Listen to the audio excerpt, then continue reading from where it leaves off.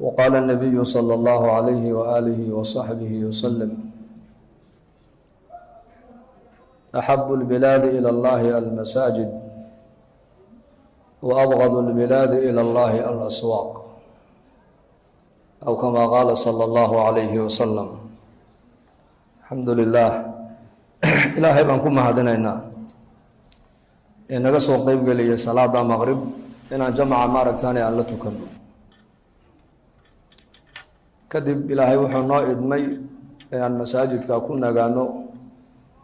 oo ku ictikaafno inagoo ilaahay tabaaraka wa tacaala keliya doonaya maaragtaan ridihiisa. meel lagu nagaado waxa ugu khayr badan waa masaajida, meel la fadhiisto lagu ictikaafo oo fadhigoo keliya ajar laga helo waa masaajida weeyaan. hadaad iska fadhiisatay masaajidkaas ood xataa xadiis aanad dhegaysan, ood qur-aan aanad akhrisan, oo dikri aanad samaynin, keliya haddaad maskiidka waysaqab aad ku dhex fadhiisato ayaa ilaahay kugu naxariisanaya oo ilaahay kugu dambi dhaaf. lanna masaajida ilaahay baa iskale, cid kale ma leh. wa ana almasaajida lilaahi falaa tadcuu maca allahi axada. masaajida waxaa loo dhisay ilaahay jala wacala in lagu weyneeyo oo ilaahay tabaaraka wa tacaala lagu caabudo, ilaahay lagu baryo. maalin maalmaha ka mid a ayaa nabigeenu calayhi salaatu wasalaam wuxuu arkay nin masaajidka dhexdiisa baylah ka luntay ka raadinaya. markaa buu nebigu yihi ilaahay kuuma soo celiye buu ku yidhi. haddaad aragteen ood aragtaan nin masaajidka dhexdiisa wax ku iibsanaya ama wax ku iibinaya, waxaad ku tidhahdaan ilaahay kuuma barakeeya dhahada. haddaad aragtaan maskiidka dhexdeeda qof baylaha adduunya ka yabuuhinayana, isagana waxaad ku tidhahdaan buu nebigu yihi ilaahay kuuma soo celiya dhahada. inamaa buniyat ilmasaajidu limaa buniyat lahaa. masaajida waxaa loo dhisay cibaadada alla unbaa loo dhisay masaajida, in ilaahay lagu weyneeyo oo ilaahay lagu baryo oo ilaahay lagu caabudo oo ilaahay loogu dhowaadaa masaajidka loo dhisay. meesha dadka muslimiintu rabbigooga ay kaga xidhmaan waa masaajidka. qofka maskiidka cilaaqo aanan la lahayn waa daliil, waxay daliil u tahay qofkaasi ilaahay cilaaqo lama leh.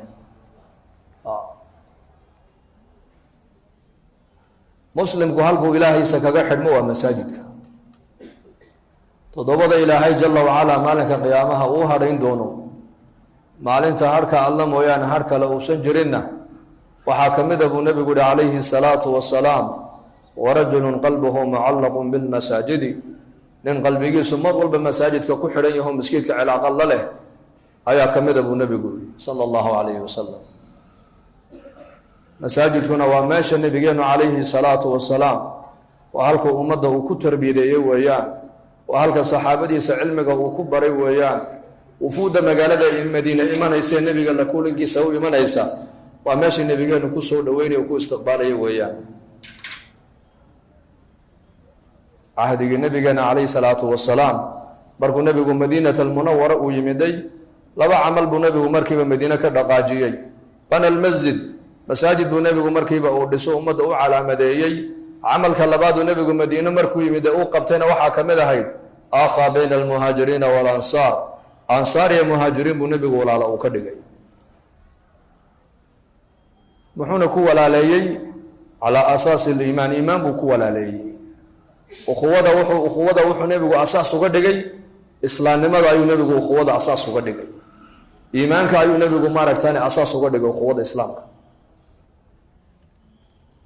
masaajidka markaas wuxuu noqday meesha ummadda nebigu ku tarbiyadeeyo. haddii diin la baraayana qofka maskiidka lagu barayey,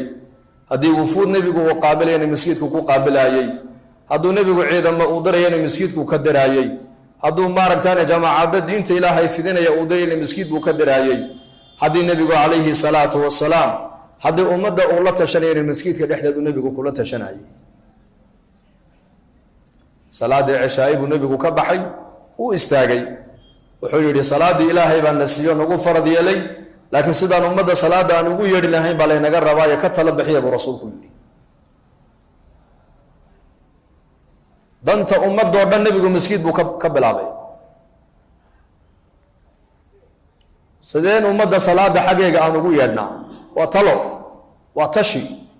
waa ta ilaa imika ummad bay fahmi laadahay war diintan tashi bay u baahan tahay diintan dhagaysi keliya uma baahno diintan waxay u baahan tahay caaqilka iyo caalimka ka yar iyo ka weyn faqiir iyo qani madaxdeennii mijaheennu intoon masaajida ku kulanno salaad waan ku kulannaa alxamdu lilah laakiin waxaa la rabaa inaan ku kulanno diinta tashigeega inaan ku kulanno sidaan ummadda salaada xaggeega ugu yeedhnaa salaada nebiga isagaa loo soo dhiibay halka axkaamta kale oo dhanna nebiga arlada isagoo jooga loogu soo dhiibay jibriil calayhi salaam soonka markii ummadda lagu farad yeelo jibriil baa loo soo dhiibay zakada markii ummadda lagu farad yeelo jibriil baa loogu soo dhiibay xajka markii ummadda lagu farad yeelo jibriil baa loogu soo dhiibay alcibaadaat anwaac alcibaadaat oo dhan markii nebiga iyo ummaddiisa lagu farad yeelayey jibriil baa nebiga loogu soo dhiibo arlada ugu keenayey laakiin salaada markay noqotay salaada nebi maxamed baa intuu arlada laga qaaday oo la dheelmiyey oo haddana micraaj loo bilaabay leylat alisra walmicraaj ayuu nebigu ilaahay la soo munaajooday dadna 5 salaadood baa nebiga loo soo dhiibay 5 salaadood laakiin habkii ummadda salaada loogu yeedhaayey nebi maxamed calayhi salaatu wasalaam iyo ummaddiisa loo dhaafay inay ka fikirtay ka tashato markaa nin saxaabiya ayaa yidhi markaas aniga waxaa ila quman buhi nebi allow inaan bir xadiida aan ku dhifano markaas qawda markii la maqlo dadku way maqlayaan dhawaaqa markaa birta lala dhacayo deedna masjidkay imanayaan markaabuu nebigu yihi taa nasaarada ayaa isticmaasho waa jarsi weeyaan ee tala kala keena buu nebigu yihi calayhi salaatu wasalaam nin kalaa yidhi anigana waxaa ila quman inaan dab shidno oo dabkaa marka la arkay qiiqiisii holociisa ayaa muslimiintu garanayaan salaadii wakhtigeegii inuu gaadhay deedna salaaday imanayaan taana qolada cadcaadiya dabka caabudda isticmaashay tala keena buu nebigu yihi calayhi salaatu wasalaam deedna markaa haddana nin kalaa yidhi anigana waxay ila tahay booq in la afuufa fuudhin taana yahuudda isticmaasho waa caadada yahuude tu kala keena buu nebigu yihi calayhi salaatu wasalaam suuradii habeenkii markay muddo dheer ay socotay buu nebigu yidhi arrinkaasi caawa haynagu barya subaxda haynoo haata buu rasuulku yidhi sidaan ummadda masaajidka ugu soo xidhnaa sidaan ummadda aan salaada ugu soo xidhnaa siday ummaddan ilaahay ugu xidhantaa ayuu nabigeennu calayhi salaatu wasalaam saxaabadiisa kala tashanaya salaada waa salaada awqaadeeda iyo kayfiyadeeda iyo inta rakacadood ay tahay iyo hay-adda salaada iyo awqaadda la tukan kullahaa waa waxyi weeyaan waa cibaado weeyaan nebiga waa loo waxyooday laakiin kayfiyaddii ummaddu salaada loogu yeedhi lahaa waxaa loo dhaafay nebiga iyo ummaddiisu inay ka tashato halkaa maxaad ka fahmaysaa sidii masaajidda shaqada loo dhisay bay kamid tahay shuuradu in dadka muslimiintu danta ummadda talada ummadda maxaa ummadda u dana diintooda maxaa u dana adduunyadooda maxaa u dana noloshooda khaaska maxaa u dana noloshooda caamka maxaa u dana inay ummaddu arrinkaa masaajidda dhexdeeda ay kaga tashato waa sharci ilaahay noo soo dejiyey weeyaan waa sunna nabawiya laakiin mahjuuro maanta laga hijroodo ummaddu ka indaraastay weeyaan salaadii subax markii laga baxay buu nebigu yihi ayaa xalay toola arkay buu yihi riyo shuuradii baa socota taladii baa socota tashigii diintaa socda nin saxaabada ka mid ahaayo weliba ragga busodada ka mid ahaa ayaa yidhi xalay toola anoo dhinacna kasii lulanaya dhinacna ka soo jeeda ayaan maqlay buu yihi dhawaaq dhegtayda lagu dhawaaqaayo erayadiina waan xasuusanahay nebi allow markaabuu nebigu yihi erayadii ma xasuusan tahay haa bal erayadii xalay dhegtaada lagugu dhawaaqeed maqlaysid noo sheeg markaasuu sii daayey ninkii aadaankii buu sii daayey allahu akbar allahu akbar markaasuu yidhi cumar bnu khadaab aniguna manaamka xalay waan arkay 6 nin oo saxaabadii ka mid a ay isku mid bay yidhahdeen annaguna xalay riyadaa waan ku riyoonnay markaabuu nebigu yidhi adinkeennii waa kaase laakiin aadaankaa bilaal bara buu rasuulku ka yidhi shuuraa ka soconaysay masjidka nabigeenna tashi xataa siirada waxaa ku taalla fi sunan gaalada markii lasoo qabta qaarkood nebigu wuxuu odhan jiray masjidka ku dhex xidha hamaamata bnu athal baa ka mid a fii saxiix albukhaari raximah llah sariyuu nebigu diray markaasay ninkaas soo qabteen markaasaa ninkii nebiga loo keenay maad garanaysaa ninkan maya ma garanayno waa hamaamata bnu athal waa malik alyamaama halkaa igu xidha buri masjidka dhexdeeda igu dhex xidha masaajidkii waa jeel markaasaa halkiiba lagu dhex xidhay markaabuu nebigu reerihiisii buu tegey cuntuu uga soo qaaday hashii irmaanida nabiga noo maalaya caanaheegiina uga soo qaaday markaasuu nabigu halkii ugu keenay oo acab oo nin xidhxidhan markuu cuntadii siiyey oo caanihiina kabisiiyey buu ku yidhi yaa Thamaama iska soo islaam markaasuu yidhi ma islaamayo buu yidhi in taqtul daa damin wa in tuncim calaa shaakirin wa in turiidu lmaala fasal maa shita buu ka yidhi yaa Muxamed haddaad aniga idishid buu ka yidhi nin dhiiggiisa dhulka u dhacaya ma yihi buu yidhi tol baa iga dambeeya buu yidhi haddaad igalladaysatidna maantood xariga iga sii daysidna nin abaal celiyaan ahay buu yidhi anugu waan abaal gudi haddaad maal iyo adduunyo doonaysana sheego waxaad doonta waan ku siinay laakiin xariga iga sii daa markaabuu nabigu calayhi salaatu wasalaam wuxuu ku yidhi may kuma sii daynayna buu ka yidhi habeenkiibuu halkii ku baryey cashadiibuu nebigu haddana u keenay hashii nebigu caanaha u ka maalayey isaga looga maalayey ayuu nebigu calayhi salaatu wasalaam isaga ayuu u keenay caanihiisi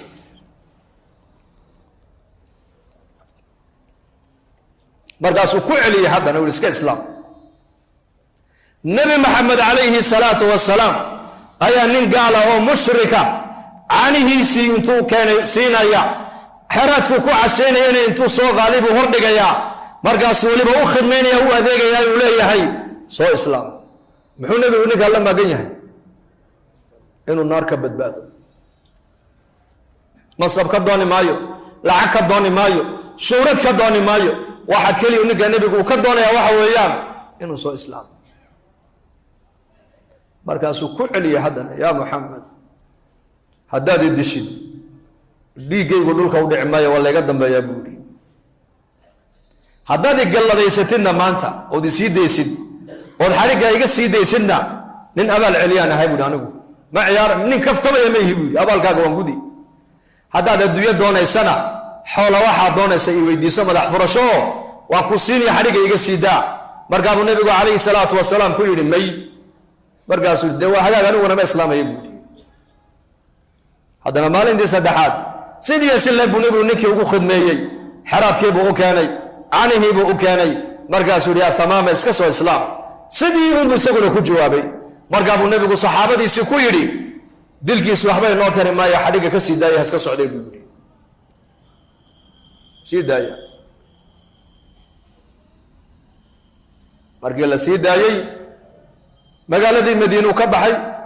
beerihii beer ka mida buu galay ceel ay lahayd buu biyo ka soo dhaansaday uu ku soo qubaystay oo uu soo maydhay masaajidkii nabigeenna uu ku soo noqday isaga oo leh ashhadu an laa ilaaha ila allah wa ashhadu anna muxamadan cabduhu wa rasuuluhu usalli rasuulkeenna sala allahu alayh wasalam markaa buri yaa rasuul allah diintaadan diimaha ugu necbaa laakiin maanta laga bilaabaa diintaadan diimaha ugu jecelahay dalkaagaan adduunyada ugu necbaa magaaladaa madiine ayaan magaalooyinka ugu jecelahay wejigaagaan wejiyada ugu necbaa maanta laga bilaabaana dadka ilaahay abuuray adaan kugu jecelahay buu ka yidhi maxaa bedelay ninkaas saddexdii maalmood ee masaajidka nabigeena calayhi salaatu wasalaam uu ku dhex xidhnaa masaajidku waa meesha raxmadda ilaahay ku soo degayso waa meesha malaa'igtu ay imanayso waa meesha muslimiintu ilaahay ku xasuustaan waa meesha qofkii soo galaba loo dambi dhaafo weeyaan waa meesha nabigeenu calayhi salaatu wasalaam uu u doortay inuu ummaddiisa uu ku tarbiyadeeyo haddii dad diin la barayana cahdigii nabigeenna masaajidka nabigeenu ku bari jiray haddii dad la islaaminayana masjidka lagu islaaminayey haddii jamaaca la dirayay masjid buu nabigu ka diraayey haddii wafuud nabigu qaabilayay masjid buu ku qaabilayey laana masaajidku waa aqalka ilaahay meel cid kale loo nisbaynayo ma aha fadhiga aad fadhiisatay baad ka faa'iidaysan iska daa wacdiganba wacdiga wadaadadu ay sheegayaan xataa haddaad waxba ka fahmi weydo fadhiga masjidka aad fadhidaa ilaahay kugu naxariisan laakiin dadkeenna maxaa fadhigii masjidka ku adkeeyey maanta masaajidii waa mahjuura waa laga hijrooday halkee camiran maqaaxyaha camiran maanta majaalistii qaadkaa camiran meheradihii adduunyada ayaa camiran 24 saaca adduunyada meelaheegu waa macmuur laakiin masaajidii raxmaddu ku soo degaysana waa mahjuur maanta axabu lbilaadi ila allahi almasaajid dhulka ilaahay meeluhu ugu jeclaa waa masaajida meelihii ilaahay ugu jeclaaba naftu ka wardaysaa maanta oo nafteennu ay ka didaysaa meelihii ilaahay arlada ugu necbaana nafteenni maanta way ku xasilaysaa. maxaa bedelay ninkaas? saddexdaa maalmood masaajidkii nabigeenna calayhi salaatu wasalaam khayrkii uu ka maqlaayey, khayrkii uu ka arkaayey, acmaashii masjidka nabigeenna saxaabadu ay ka qabanayeen ayaa noloshiisa ilaahay ninkaa ku bedelay. markaa buuri yaa rasuul allah, cimraan u socdee, maan u sii socdaa mise waan iska noqdaa? markaa buu nebigu maya orodoo cimrayso. laakiin wuxuu nebigu markaa uu sheegay arkaantii cumradu uu sheegay. ilaa cimrada iyo xajku waa soo jireen zaman jaahiligii, carabtu xataa way xajin jireen, wayna cimraysan jireen. markaa buu nebigu u sheegay arkaantii cumrada, sidaa iyo sidaa iyo sidaa. markaasuu maka soo galay. waxaa la yidhi waa saxaabiga ugu horeysay magaalada maka soo gala isagoo mulabiya, isagoo le labayk allahuma labayk, labayka laa shariika laka labayk, ina alxamda walnicmata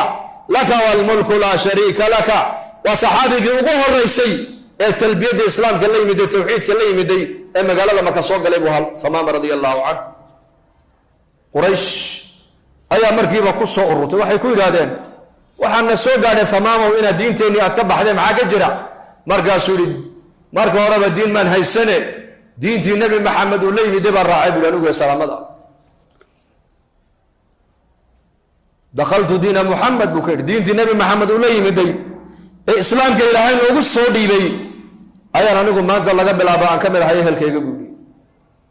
taad sheeganaysaana horaan uga baxayba.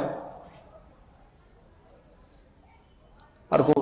cimraystay oo lagu dhici waayey, limaada laana ninkani waa boqor. xintada laga cuno, xinta shaciirka laga cuno dalkiisu ka baxa. qurayshi way taqaanaa markaas, waxay is idhahdeen ninkaa haynagu taabanina, haddaad nagu taabataan dhaqaaluhu naga jari. mar alle markuu cimradii dhammaystay isaga u yimid oo ku yidhi qurayshay dhegaysta, maanta laga bilaabaa xinta xabban xintoo shaciira dalkayga iniiga imani mayso ilaa nebi maxamed oo amar isiiyo u sii da igu yidhahda mooyaane, imaa ininkuu diinta islaamka soo gala mooyaane, labadaa waxba kama dhexeeyaan buu yidhi. waa ninkii ugu horeeyey baa la yidhi islaamnimada daraaddeed quraysh u saaray xisaar cunaqabatayn. imika cunaqabataynta ayaa la saaraa,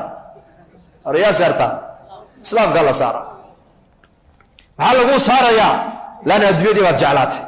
adduunyadii baad weynaysay, waxay gaaladu caabudayeen baad adiguna la caabuday, markaa way kaa adag yihiin ogow, khadkoogii baad gashay. markaasaa markii uu dalkiisii ku noqdayba qoomkiisi way wada islaameen. markaasuu yidhi magaaladii maka shaciir ha u dirina buu yidhi, xinto ha u dirina buu ka yidhi, ka joojiya. mar allihi markii ay maqleen reer maka ninkii uu ka joojiyey raashinkii, badeecadii baad ascaarteedii baa kacday. markaasay qurayshi nebiga warqad u soo qortay ku dhawarayaan ay leeyihiin yaa muxamed, yaa muxamed, diintaadii ma waxay ku faraysaa inaad riximkaaga aadgoysid ood gaajo ku dishid? markaa buu nebigu maqlay calayhi salaatu wasalaam. markaasuu yidhi Thamaama binu Athal buu nebigu warqaddu qoro, wuxuu ku yidhi tolka ilaahay baa soo hadayn doonee inooga sii daa buu ka yidhi, raashinka u sii daa.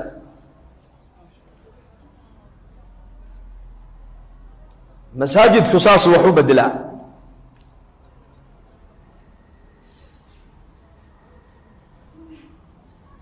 uma tarabat fi lmasjid, nebigu calayhi salaatu wasalaam saxaabadiisa ragga taariikhdooda maanta caalamkao dhan laga wareeray ee la leeyahay hadday raggaasi adduunyada mar labaad iman lahaayeen mashkiladda caalamka taallaya kaa xalin lahaa bay yidhahdeen gaaladii lalahaa waa indheer garato, waa khubara lagu sheegayey. warkoodu wuxuu ku soo ururay inay yidhaahdaan cumar binu khadaab ninka la yidhaha hadduu caalamka maanta iman lahaa mashkiladda caalamka taalla isaga unba xallin kari lahaa. markay akhristeen siiradii cumar, xaggay ka soo baxeen raggaasi? ayna takharajuu? wallaahi cahdigii nabigeenna calayhi salaatu wasalaam magaalada madiina madaaris qur-aanka laga bartana may lahayn, macaahidna may lahayn, jaamacadana may lahayn. meesha ay ummadda wax ka baratay masaajid buu ahaa, masaajid. meesha nabigeenu calayhi salaatu wasalaam ummadda uu ku tarbiyadeyna masjid un ahayd, masjid.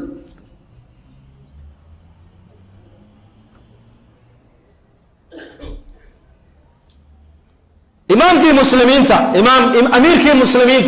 في علم الحديث أبي هريرة رضي الله عنه عبد الرحمن بن صخر أي أنتم مسجد النبي أنه كبحوا أي سوق أنتم تقوه رنجري ورواد خسارتين والخير باين دافع محانا دافع وحاو رنجري ورد حالك النبي الله قيبني أن أرضو قيبتنا كسوقات ميراث محمد يا بحالك النبي مسجدك الله قيب سنة يا مرقاس يدادك قار لين إلا عقل قيب سنة يوم لأنه يسوي عين مساجد كيما يمادين واحد يقول الله قيبني مركي أركي وايين أي أبا هريرة ولي هالكي تاغن والجولات كي الزيارات كي السمين أي كوير هذا يا أبا هريرة مساجد كي وان تبني واحد حلو الله قيبني منه أركي مركز سوري مساجد كي ما تكتينها وان تبني وأحد مسجدك كما تركن ما هي مسجدك تدوي جوجين dadka مسجدك jooga maxay sameeyeen bali sheega buu wallahi quraan bay akhrisanayeen qaar salaaday tukanayeen qaar ilaahay bay baryayeen qaar cilmigay baranayeen markaa buu waad khasartay buu ذاك ميراث محمد عليه الصلاه والسلام نبي محمد عليه الصلاه والسلام dhaxalku ummadiisa uga tagay waa shaqada مسجدك ku soo aragteen buu inna ma'shara al-anbiya la nuwarrithu dinaran wala dirhaman annaku haddaan ururkii ambiyada nahay buu rasuulku yidhi diinaar iyo dirham lanagama dhaxla buu rasuulku yidhi annaga waxaa lanaga dhaxlaa buu nabigu yidhi cilmiga laga dhaxlo nebiyada cilmiga xidhiidhka ilaahay iyo bini aadanka ka dhexeeya nebiyada laga dhaxla nebi lacag laga dhaxla qur-aanku ma sheegin nebiyada waxaa laga dhaxlaa ilaahay macrifadiisa laga dhaxlaa diinta ayaa laga dhaxlaa dareenka aakhirada ayaa laga dhaxlaa adduunyadan iyo aakhiro wixii qofku ku hagaagayay ayaa nebiyada laga dhaxlaa markaa buu nebigu leeyahay annaku haddaan ambiyadii aan nahay diinaar iyo dirham lanagama dhaxlo waxaa lanaga dhaxlaa buu rasuulku yidhi maaragtaanay cilm ninka cilmiga qaatana nasiib weyn buu qaata buu rasuulku yidhi faman akhadahu bixadin waafir buu nebigu yidhi ambiyada cilmiga laga dhaxla waa maxay cilaaqa maca allahi baa laga dhaxla maalin buu nabigeenu calayhi salaatu wasalaam miskiidku soo galay wuxuu arkay nin reer baadiye ah oo salaad tukanaya oo salaaddii dhexdeedana ku ducaysanaya uu istaagay nebigu markaa ducadii buu dhegaystay waa duco cajiib ah duco 190 waa ilaahay ammaantiisa يا من لا تراه العيون ولا تخالده الظنون ولا يصفه الواصفون ولا تغيره الحوادث ولا يخشى الدوائر يا من يعلم مثاقيل الجبال إلى آخر كيغا مركب النبي قد أبا موسى الأشعري بو يروح كيري نكا دعاء مركو دما يكن بو كيدي مركب الله يرى نكي النبي قد دونا يا نمرك مرحبا مركب النبي صلى الله عليه وسلم غنيمة مركب الله صوب بعده وحوله مركب وقيبين ayuu kiish lacag intuu ka soo dhex qaaday buu nebigu ninkii gacanta kaga riday nin baahan oo faqiir oo reer baadiye ah oo kuus lacag loo dhibay ka warrama saas uu qalbay uu farxay markaa buu nebigu ku yidhi lacagta sababta aan kuu siiyey maad garan buu ka yidhi markaasuu yidhi haa maxaad u malaynaa kuu siiyey dee tolnimaad ii siisay buu yidhi markaa buu nebigu ku yidhi waa runta رحمكم حق وإليه وحلسكو سيئ لكن لعقتن وجددا كو سيئ وحويان بحسن ثنائك على الله سيداد هدر تور إله يعدو أماني سي أيا كفر حيب رسولك تادر تدبن كو سيئ بولي سيداد إله هو بريسي سيداد إله هو أماني سي وايو مقصود كالنبي يدى أدوية الله كينبا أها إني بني آذن كإلهي كحران markuu arkay nabigu shaqadiisii oo socota oo ku farxay nabigu calayhi salaatu wasalaam dana uu siiyey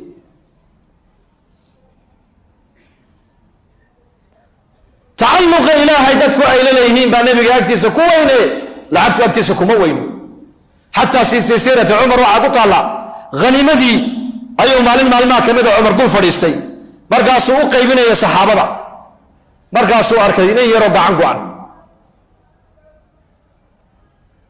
markaasuu yidhi gacantan maxaa kaa gooye buulo wuxuuhi qaswadii halkaas ahayd ayaa dhaawacan lii geystay buu ku dhaawacmay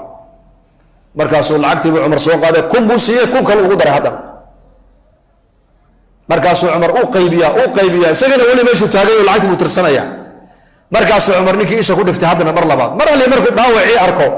ayuu soo qaadaa kun kale haddana siiya markaasuu Umar haddana u qaybiyaa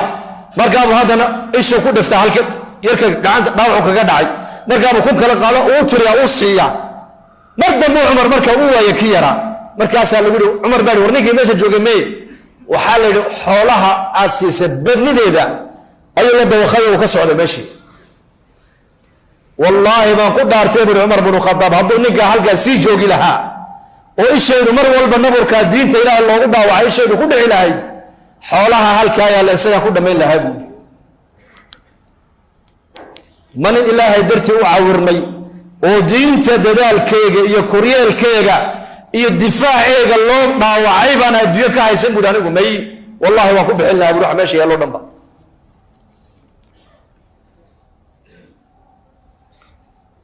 dadku inay Ilaahay jalla wa ala ku xirmaan ba muhiimadu ay tahay jannada dhan ee adduunyaduna waa Ilaahay macrifadiisa Imam Ghazali rahimahullah ayaa oran jiray jannada adduunyadu waa Ilaahay macrifadiisa Ilaahay garo bas sirta nolosha raadinaya bay koona Soomaalidu imika xageed ka raadin dhoof xageed ka raadin lacag baan sameeynaya lacag sirta nolosha ragii fahmay baa ku sheegay dhageyso Imam Ghazali rahimahullah wuxuu yiri jannada adduunyada ninkii doonayo waa Ilaahay macrifadiisa hal jannada aakhiraduna waa Ilaahay aragtidiisa bas laakiin nabigu laha sallallahu alayhi wasallam ahla aljannah markay jannada galaan Ilaahay baa ku oran doona turiiduna shay'an azidukum marratan shay kale oo jannada ahay wax kale oo jannada ahayn oo aan inigu daro markaas ahla aljannah oranayaan alam tubayyid wujuhana wa tudkhilna aljannata wa tunajjina min an-nar ya rabbi miyad wajiyashayda noo cadaynin oo naartaadi naga badbaadin oo jannada aan gelinin ma wax jannada ka fadli badan baa noo haray fayakshifu alhijab nabigu Ilaahay wuxuu iska qaadaya xijaabka fama u'tu shay'an ahabba ilayhim min an-nazar ila rabbihim nabigu yiri ala al-jannah lama sinin waxaad looga kalgacayla badan yahay Ilaahay jalla wa ala daawashadiisa marka Ilaahay daatadiisa ay arkaan Ilaahay jamaalkiisa jalla wa ala iyo kamaalkiisa marka jannada dhexdeeda ku arkaan jannadii ay ku jireen iyo xuraantii way halmaamayaan ba marka jannada adduunyadu waa Ilaahay macrifadiisa noloshan adduunyada sirteedu waa maxay Ilaahay garo macnaheedu waa maxay maqsuudkii ujeedadii adduunyada lagu keenay garo hadafka lagu keenay garo hadafka lagu keenay waa maxay Ilaahay caabud Ilaahay bari Ilaahay baahidaada u sheego Ilaahay weydiiso cid kale waxba ha weydiisan ida sa'alta fas'al illaha wa ida ista'anta fasta'in billah wa'lam anna al-ummata law ijtama'at ala an yanfa'uka bi shay lam yanfa'uka illa bi shay qad katabahu Allah laka hadad weydiisan buu nabigu leeyahay Ilaahay wax weydiiso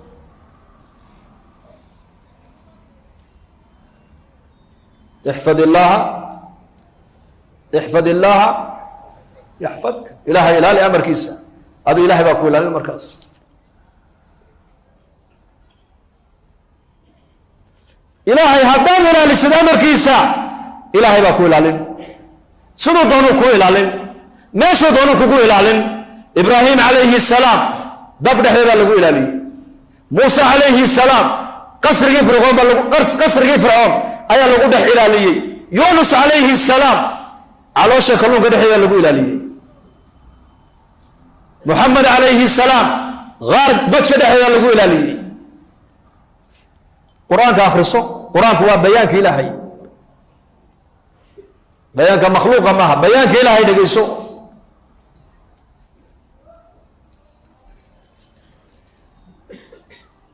بيان هذا بيان للناس إلهي بصدق كله هذا إلهي أمرك سعد إلى السد أياكو إلالين ياكو إلالين إلهي سدوكو إلالين سدو دونو ماشو دونو حلقو دونو ilaahay amarkiisa ilaali bas.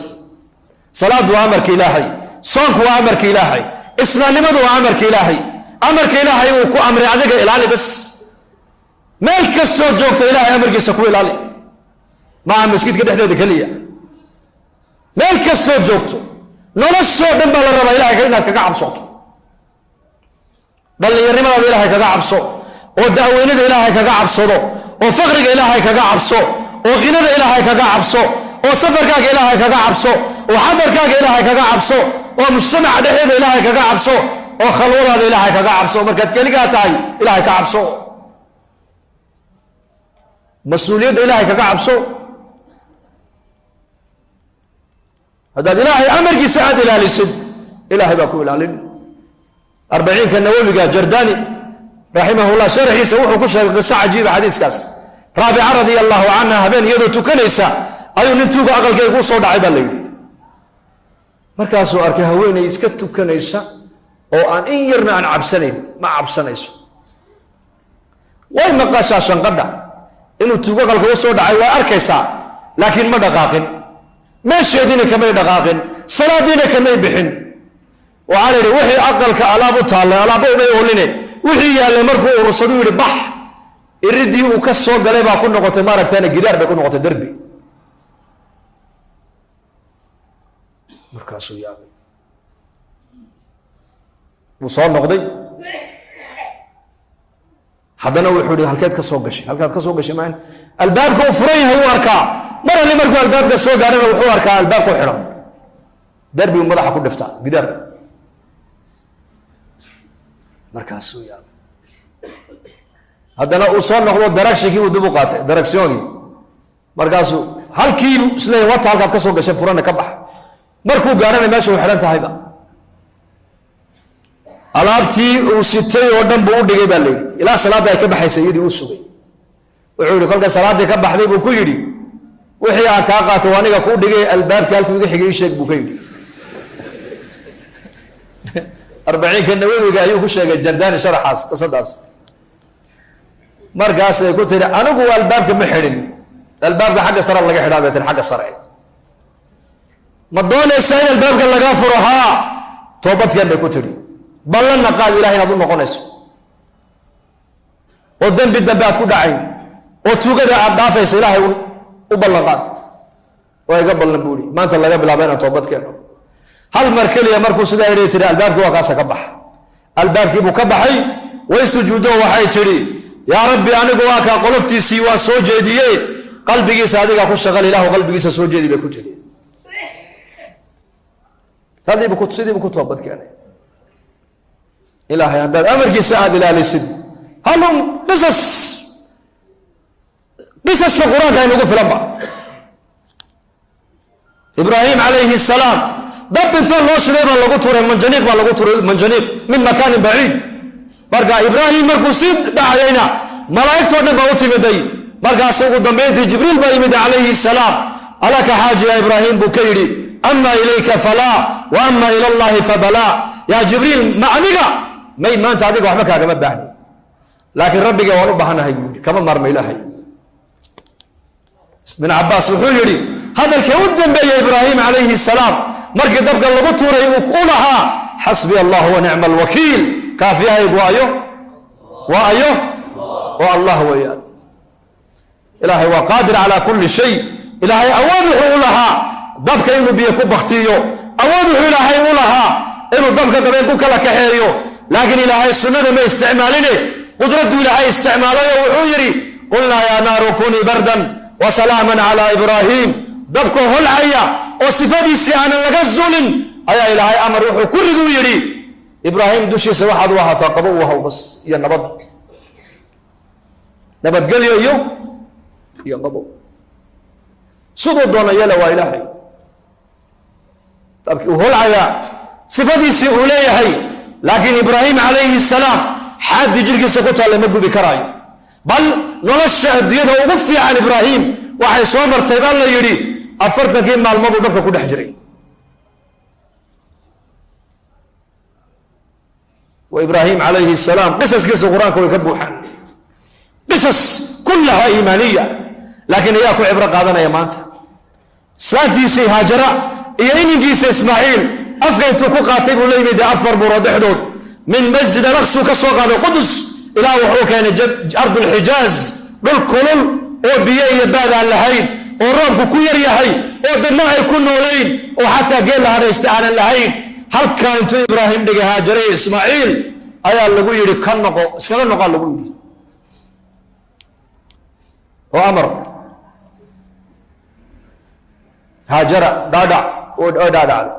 ilmahaaga qabso way qabsatay biyo intanaan kuu hayaaye hoo la dhaadhac way la dhaadhacday baad intanaan kuu sidaaye qabso way qabsatay markaa buu ihi salaama waa maka halkay maka ku taallo weeyaan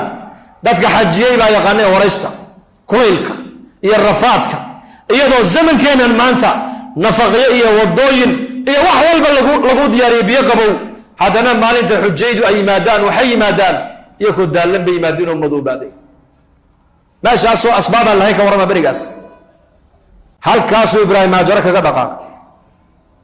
markaasi haajara ka daba hadashay ku tidhi ibraahim ma amar ilaahayba markaasuu yihi haa ilaahay nima dayacaya iska soca bay ku tidhi ilaahay he nama dayacayo haweenaydaa iimaankeega ka warrama kalsoonida rabbigeeda ay ku qabtay eega xaaladda maanta muslimiinta caalamka ku nool la ku qiyaas asbaabta lagu noolaado agteeda ma taallo baadiye biyo ma haysato wehel ma haysato meeshu waa waadi catash reer yamaneed markay badaacadooda ay shaam u doonanayaan habeen inay maraan mooyaane maalin ma mari karaan baa layidhi hadday maalin ay cideedda ugu soo baxdo oon bay u dhimanayaan halkaas ayaa nebi ibraahim lagu yidhi haajara iyo ismaaciil halkaa kaga dhaqaaq deedna adiguna qudus ku noqo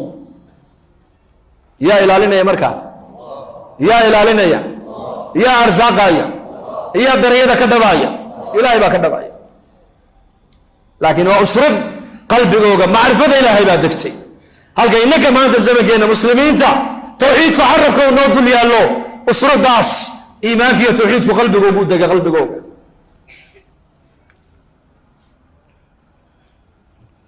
idan laa yudayicana ibraahim marba haddii amar ilaahay aad nagu dhigto nagaga noqotay nama dayacaya socod ay ku tiri isagaa nagu filan buurta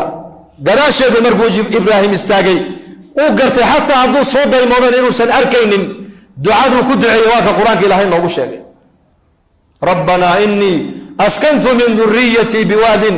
gayri dii zarcin cinda baytika almuxarami rabbanaa liyuqiimu الsalaa fajcal afidatan min annaasi tahwi ilayhim warzuqhum min athamaraati lacallahum yashkuruun ducadiisa waxau ka bilaabay diin buu ka bilaabay adduunye kama bilaabin innaka markaan ducaysanayna ducadeena waxaan ka bilaabnaa adduunyada ilaahu lacagisiiyo ilaahu sanadkan ciyaalka imtixaankay marayaan ha baasaan adduunyada in ilaahay la weydiista way fiican tahay laakiin hidaayaddaa horeysa diintaa la horreysiiyaa ibraahim calayhi salaam uu u jeedaa meesha uu reerkiisa dhigay inay biyo la-aan tahay inay baad la-aan tahay inay wehel ayna ku haysan uu arkayaa laakiin ducada waxau ka bilaabay diin buu ka bilaabay rabbanaa liyuqiimu salaa wuxuu garanayaa hadday reerkaasi salaada ay leeyihiin hadday diin leeyihiin hadday ilaahay xidhiirkiisa leeyihiin adduunyadana way helayaan nolosha qofka muslimku diin bay ka bilaabataa adduunye kama bilaabanto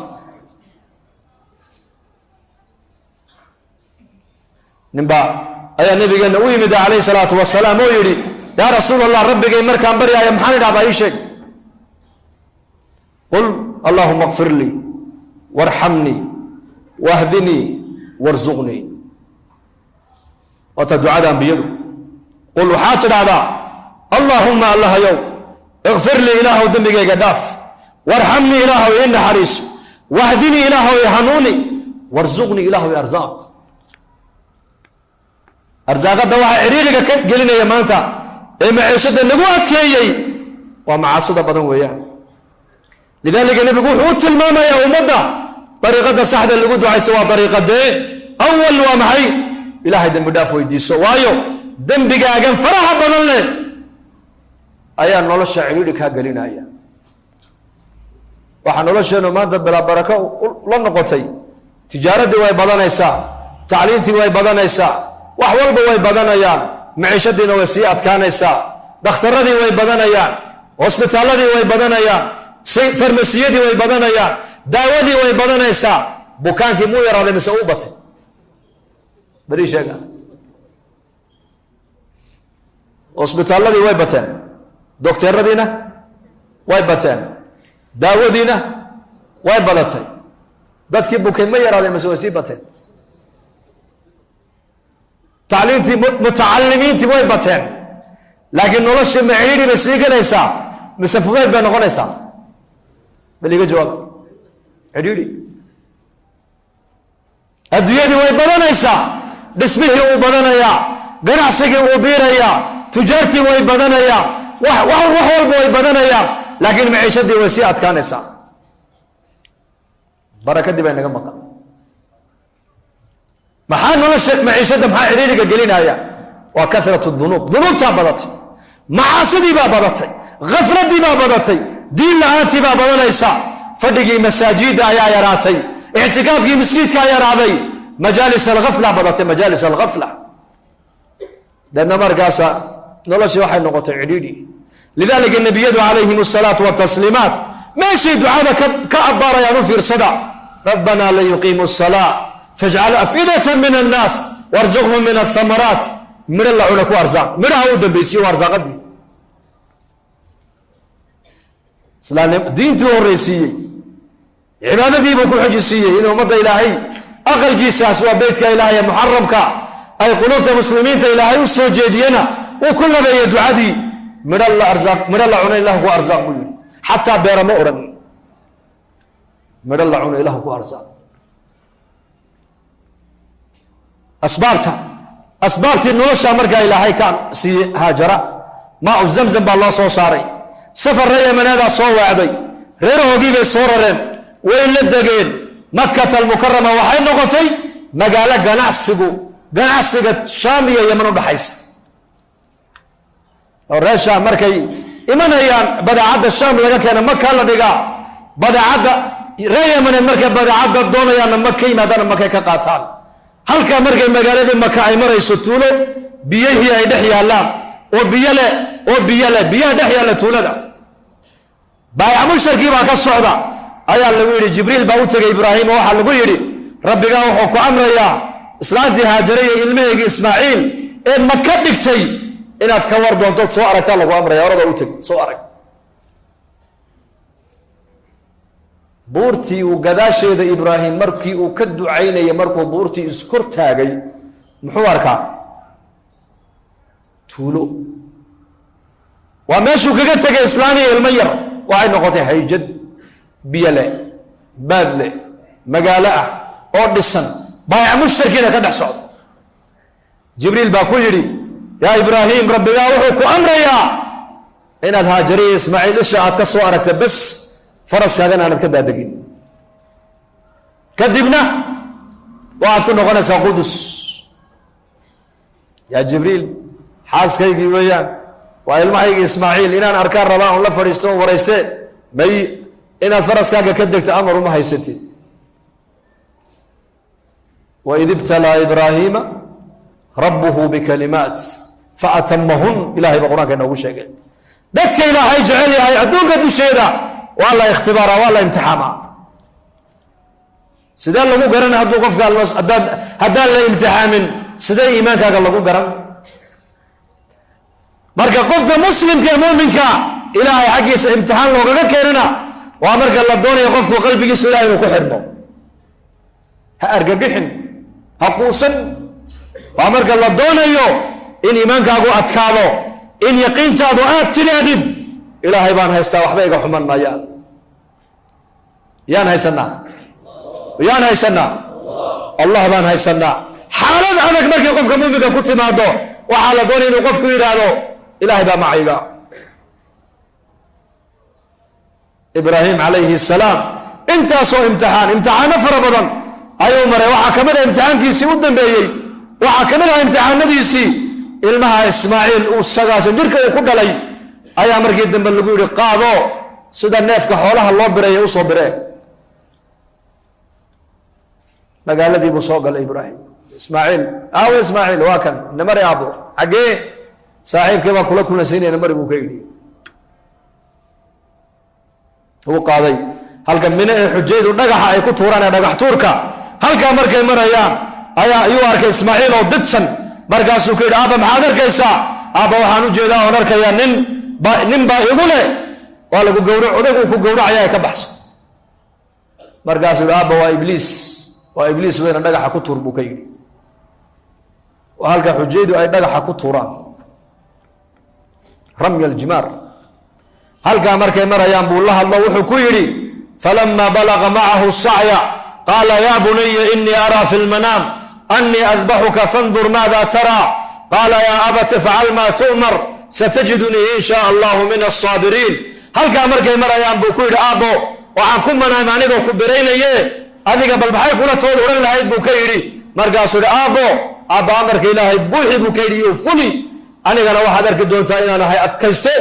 صبر بدنين أنا هاي بدركي دون تاين وصابرين تكمده المها إبراهيم كما دل لباتن جر بل إسماعيل وحو كل لسكاشن جر وبيض مركي المها كنت جر كل دلان بل لا والمها هو كان ديجي لما كنت جر بكل دلاي سو ما درك المها هذا يقول جعلي هو قعنته هايست يا اللي قلت عاي ورما كنت جر بكل لكن واقسيد دين لي يقول مركو كنت جر إلى أنت كورس إلى هاي وبدون سنين كنت مركو مر إلى هاي المؤسيو المها كلباتن جر كل دلوا وقد وياه maxaad u malaynaysaa nebi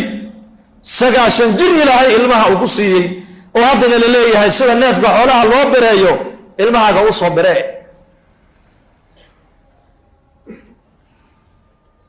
waxaa cajiiba ilmahan aabbihii kuma ag barbaarin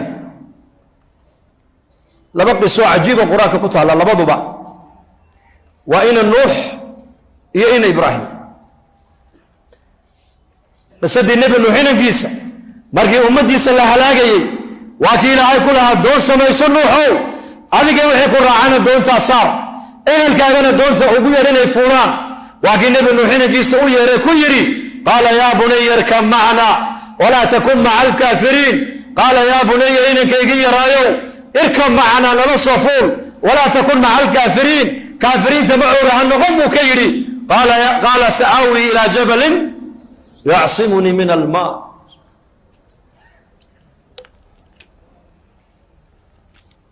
قال سآوي حتى آبا مؤرن بالله الماء به ويري الماء والدكيس ويري ومركو ويري آبو أما هو يوروايا هذا علامة الشقاوة بعلم ذليه وعلامة الشقي وعاقل المهاصي سيدو جوابا لك قرنيا إن النوح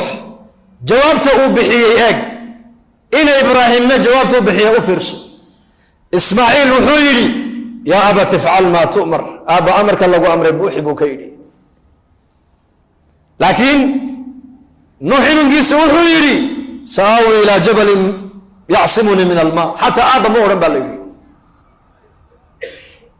لأن يرى عن شيء يعدي والدته ما أنت أنو لهينو والدتاgu markuu ku yeedho haday hooyo ku yeedhana hooyo macaanayde hooyo macaanay hadduu aabbaha kula hadlana aabba macaanade waa ilaa haddaad how tiraadid keliya how ma maxaa tidhi hada calaamatu caaqil waalidayn weeyaan nuux inankiisa badbaado ugu yeedhayaa inankiina badbaadadii iska diido wuxuu yidhi buurtaasan biyaha ka fuulayaa faxaala baynahuma almawju fakaana min almughraqiin baa ilaahay yidhi iyakoo labadooda hadalka isweydaarsanayaan heerkii mawjadihii duufaanka ayaa dhex maray deedna inankiisi waxaa ilaahay ka yeela kuwii qarriqmay kuwii kana waxaa lagu yidhi inii araa fi lmanaami anii adbaxuka fandur maada tara waxaan ku manaamay anoo ku biraynaya sida neefka xoolaha loo birayo ee aabba maxay kula tahay buu ka yidhi qaala yaa abati ifcal maa tu'mar ستجدني إن شاء الله من الصابرين أبا أمرك إلهي بوحي ويل أنا هاتين نقطنا وعادي ألي دونتا إنا نكمل هكو الصابرين تأتكستين labada aabba maaha bay culimmadu leeyihiin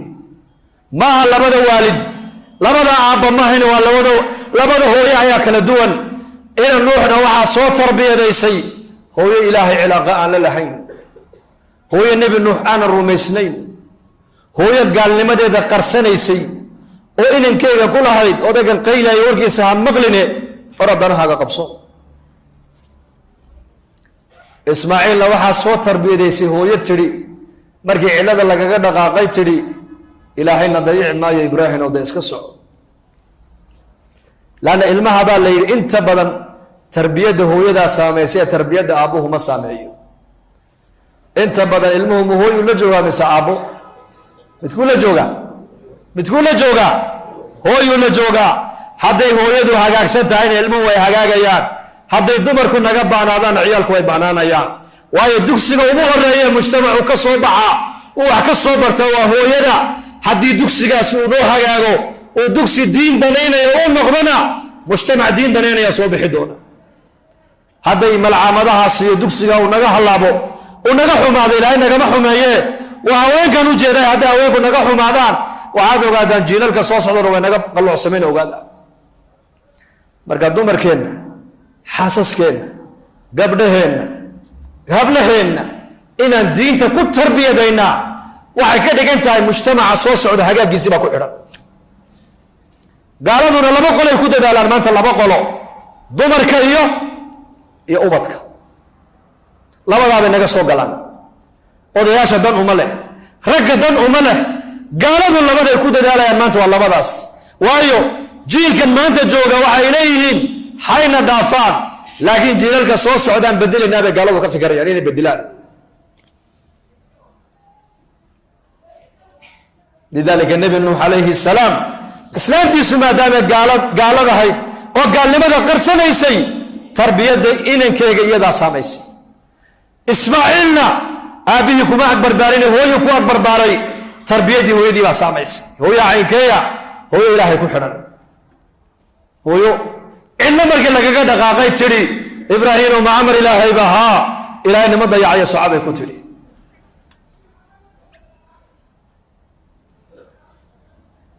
ilaahay waa ilaaliya ibraahim inankiisii ma gowricin ibn qayim aljawsi raximah llah wuxuu yidhi maqsuudku ma ahayn ilmaha gowrac maqsuudku wuxuu ahaa jacaylka alla mooyaane jacaylada kaloo dhan qalbigaaga ka sar qalbigaas waa meesha ilaahay addoonka uu ka eego weeyaan ilaahay cadamadiisa ilaahay maxabadiisa ilaahay jacayladiisa ilaahay weynidiisa mooyaane qalbigaa jacaylo kale in lagu arka lama ogolo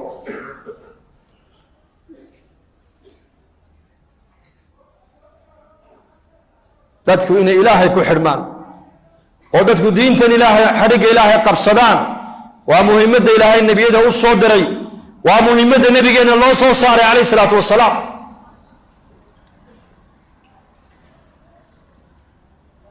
dadku ilaahay ku xidhmaan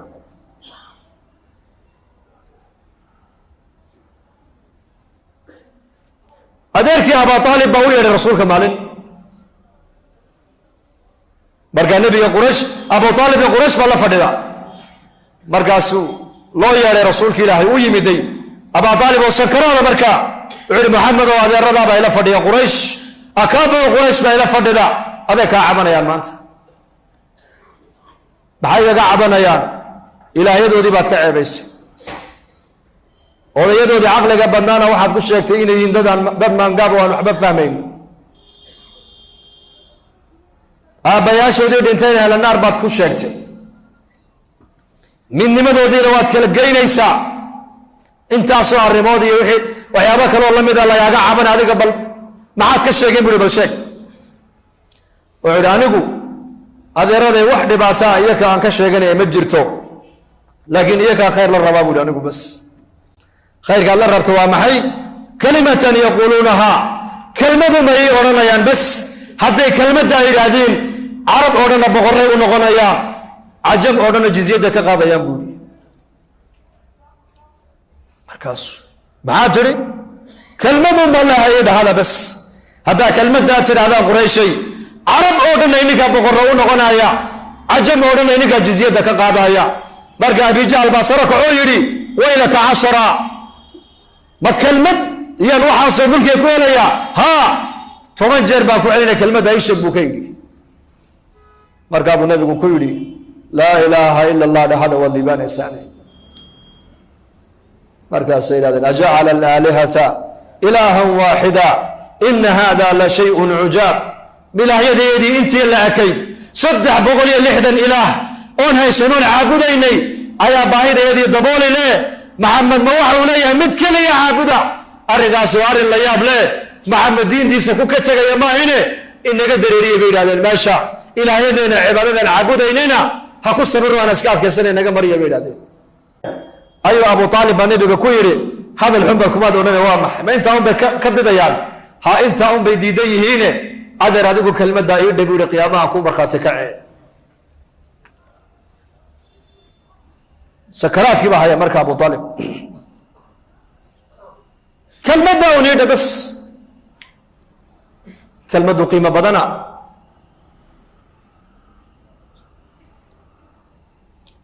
uu ku soo noqday abu aalib abu jahl baa u soo noqday.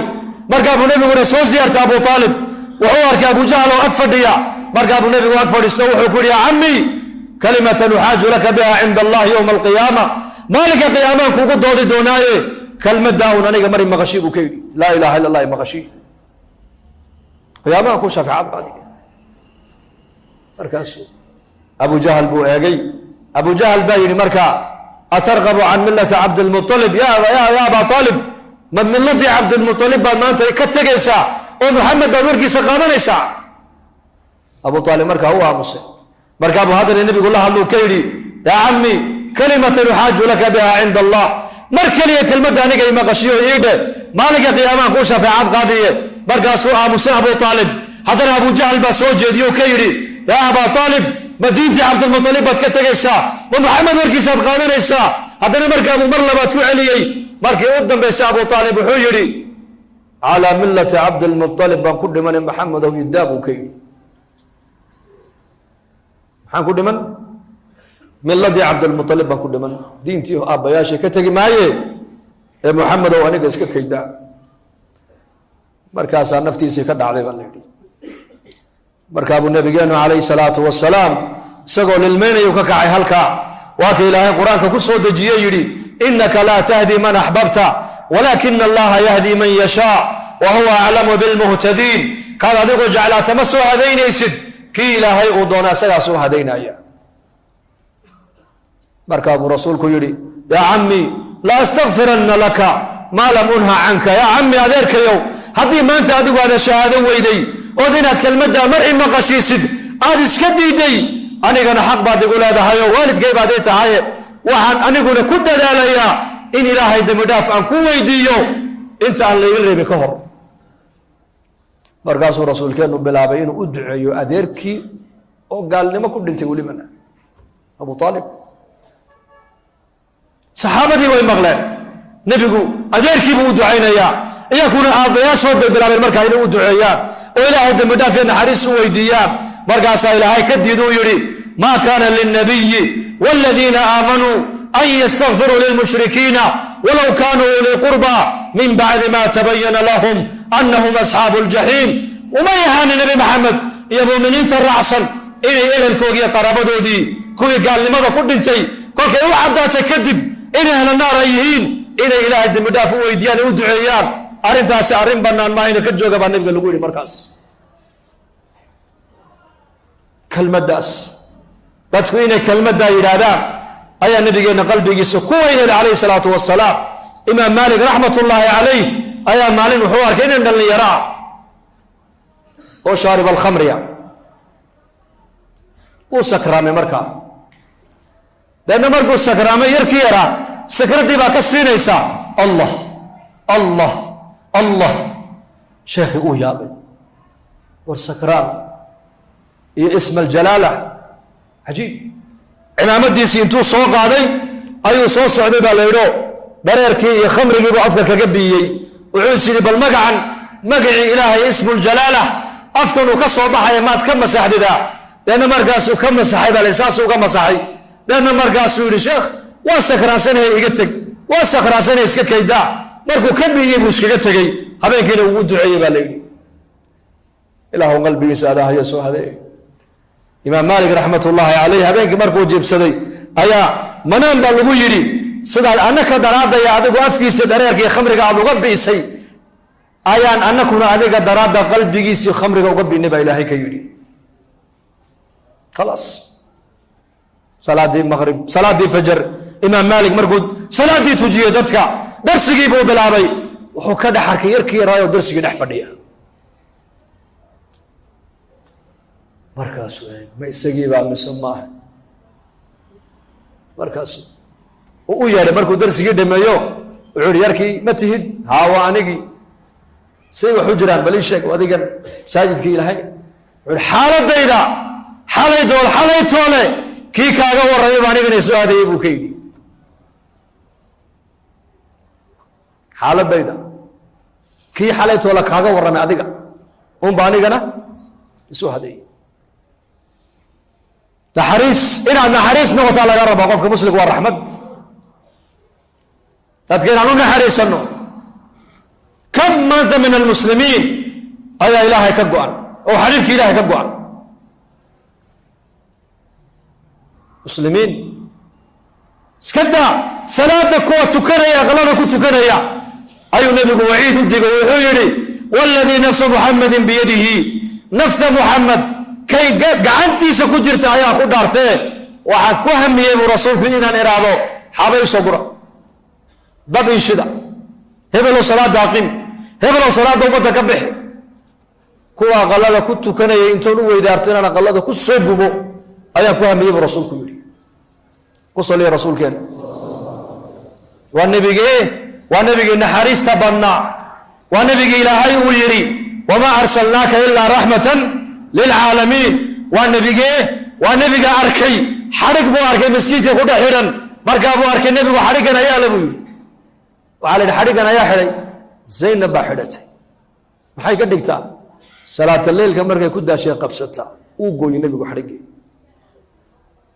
wuxuu yidhi acmaasha intaad ka reesaan un qabta waa acmaasha sunnaha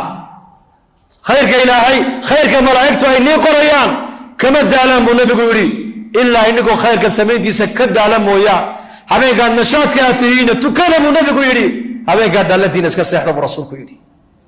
naxariistiisa eg almuminiin juwayriya radia allaahu canha halkay salaata leylka ku tukanaysay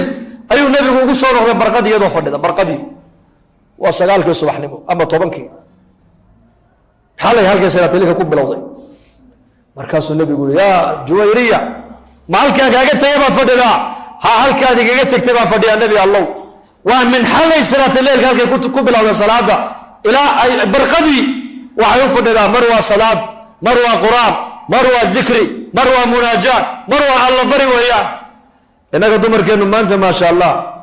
madbakha subaxdii ay gashay ka dhaadhacdaa goorma ka soo baxdaa cishaa'iga ka bixi maalintay dharka maydhayaanna haweenkeennu hudheer ba aqalka lagu iibinayaa mooyaane wax kale odhan maysa dharkan la maydhaya badidiisa ashyaa baan awqaaddeenna ku bixinaynaa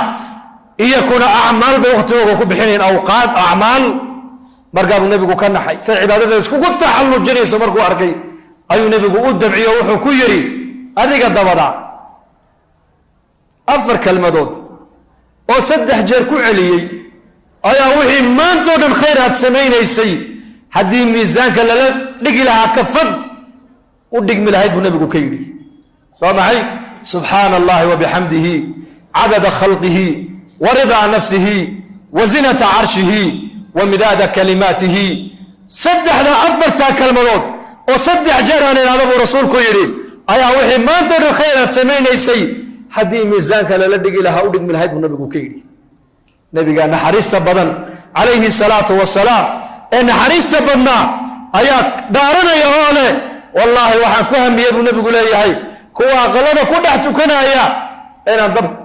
soo qabadsiiyaan doonay buu rasuulku yidhi kaan tukanayna markaa ka warrama war dalkeenna maanta inta tukatay intaa tukanaya maa badan halka jawaaba ya intaa tukan baa badan waa dhaweyta tuulaan soo marray tuulo dalkeenna ku taalla gobolkan salal lix nin oo keliya ayaa salaadii fajr la tukatay jamci 8 mise 6 bay hayeen waagii markuu baryaan wareysanay tuuladii waxaa la yidhi tuulada 600 oo qoys baa ku nool 8 nin baa salaada subax ka soo tukatay nuqsaan diineed maanta way taallaa meel walba laakiin diinta ciddii nuqsaanta ka bixinaysay ayaa maanta ummadda ka maqan maanta shaqada adduunyada dadaalkayga laynoo sheegi maayo sabab bay leedahay tijaaraddu tacliintu sabab bay leedahay xanuunku sabab yuu leeyahay qof walba dariiqad loo maruu leeyahay sabab kasti waxaan doonaynaa asbaab baa ilaahay u yeelay laakiin asbaabta ummaddu ay ku hanuunaysay maanta ummaddu way ilowday masaajid jimcihii la buuxo oo aad loo tukanayo ayaa nin qurux badan oo dhar aad u qurux badan sita ayaa safka hore ku tukaday uu ka soo kacay culimadiiba u yimiday waxbuu dhegta ugu sheegay sheekh imaamka mikrofon qaato wuxuu yidhi ninkan walaalkeenayna dul taagan waxa uu leeyahay jamaca muslimiintu awlaad ilaahay ha ii weydiiyaan buu leeyahay u duceeye buu yidhi waa loo duceeyey maasha allah haddana jimcihii kaluu soo kacay ducadii inbuu u sheegtay waa loo duceeyey haddana jimcihii saddexaad buu soo kacay ducadii buu sheegtay waa loo duceeyey nin culimmadii ka mid a fikiray uu u yeedhay soo fadhiisa buu yidhi wuxuu yidhi imisaa dumar guursatay buu ka yidhi markaas maba guursanba marka warrama ninkaas saxba ducadiisaasi ma soconaysaa ducadaasi majmacaadan ee awliyadii culammada u badan u duceeyeen ilma ma ku helaya limaada muxuu u helay bali sheeg khilaafa sunna sunnadii ilaahiyadii buu khilaafsan yahay dariiqadii loo maraya saxda ma marin marka uu soo kacay hay-addiisa quruxdiisa waxaa la moodayaa nin 4 dumara leh oo weli u badna aan ku tixin laakiin markuu yidhi maba guursanba ayaa la yidhi war nambar baa kaa qaldane horta soo guurso horta nambarkaas ka soo sax dee nambarkaa ilaahay bari ayib haddana jamcihii kaluu soo kacay ninkii xaaladiisa ogaaya xawaasha ka qaadayba ayaa yidhi war naga fadhiiso waryaa intuu imanba meeshii buu fadhiisiiyey culamadii baa ku tiri war waa ninkii ducada doonaya khayrka badnaa iyo ducadoonkii maxaad u fadhiisisay baa laga yidhi markaasuu yidhi war nambar baa ka qaldan buu yidhi ninka maskaxdu wax ka yar qabaa si aad ku garatayoo dee maba guursan buu yidhi iminka kulligeen dadka maanta muslimiintu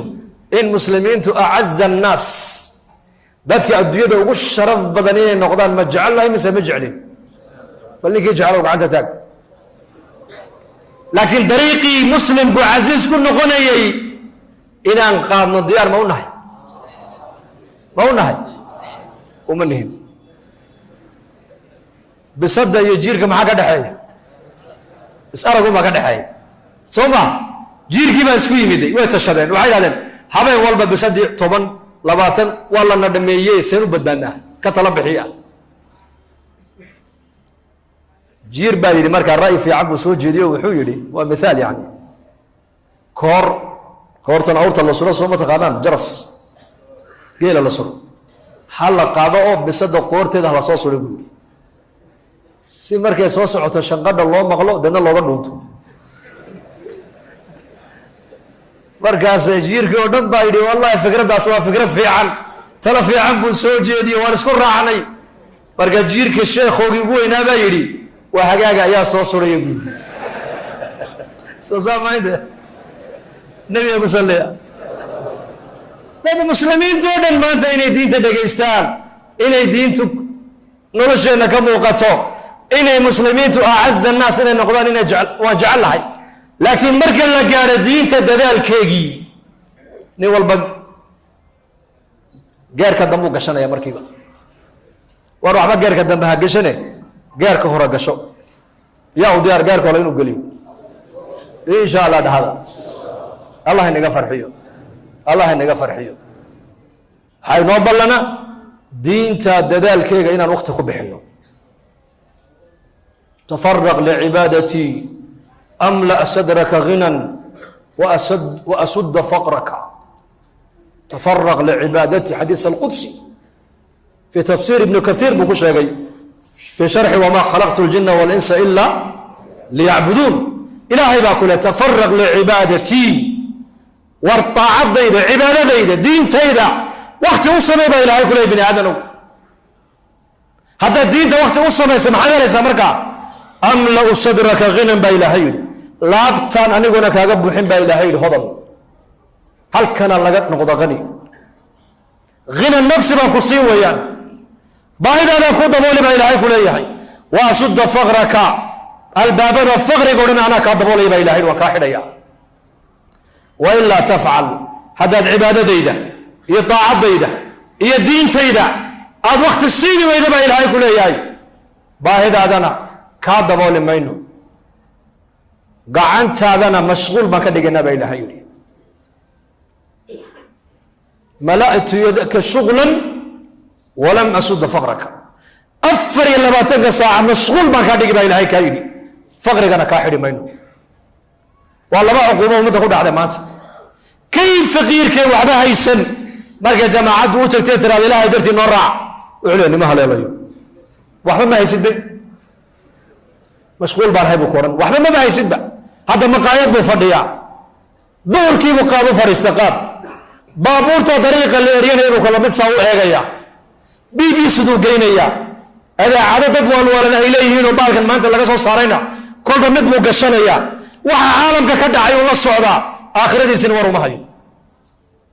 مرقى جماعات دوتك تيتر هذا المسجد كنورع إيه إله هذا القسن اللي دقيسو مشغول بانو هو نمها ليلو وحا مشغول قلتها وحا مشغول قلتها عقوبة قلت على مشغولين اللي دان كيما الغبين كاهانا إيه هايستي كنتن كنو الصنو كنتن الصنو أما بقول صنو هدو هردو وحو عني لها يسوى بانكا أي أقول جرتو هذا فقري مكبقيا ما دعلو سقو كنتن الصنو أما بقول صنو قوت هيسي إلهي ميل أسارو هايستا هذا ترى إلهي درتي أبح ومسجدك وحقشو ومدرسة وحقشو ومعلم قرآن ما ركان أنا فقدي سنة قبحي هدي اللي يلادو وعليها هي حبا ما هايستا سجن وحى كل عي عقوبة ولم أسد فقرك الباب لا فقرك كاحد من بين هيولي هذا دينتن هي دعوة هي علمك هي مساجد سيدي ومد الله وقصوا حري لها وقتك أبحرني ويدو لما لا عقوبة كل عي سقفك مشغول أفر لما تلقى ساعة مشغول بالغدقي أفر لما تلقى ساعة وكيبها لما دا عقوبة إلهي من نقفل إذا مضون إسان هذا الله ينوزي هذه مسلمين تملي جوغان موافقين من دمان الله سيو قفول بالكن فديا كربدا سارن اله ودغا او هل كربيسه كربدا اله كقاد دليرada wax baranaysan ilahu tacliintooda ilahu barakee culummadan ilahu cilmigooga cilmi naafic ilahu ka yeel dalkeenan dawladeena dadkeena shacabkeena ilahu diinta ku wadanay ilahu ka yeel ilahu kuwa masaajida amal ilahu naga yeel kuwa diinta kor u qaad ilahu naga yeel wixii dib nagula soo maqana dibta gudahooda ilaahu ku celi wixii khayr noo soo wadana khayrka ilaahu ugu kaalmee muslimiinta adduunka meel kastay joogaan ilaahu midnimadooda iyo muwaafaqadooda ilaahu soo celi hidaayad muslimiinta ilaahu toobad iyo tagyiir al-acmaal ku galladayso gaaladan ilaahu soo hadee gaalada intii hidaayadda aad ugu tala gashaada og ilaahu soo hadee dadkeena wixii dibadda joogan ee la joogan ilaahu ku ilaali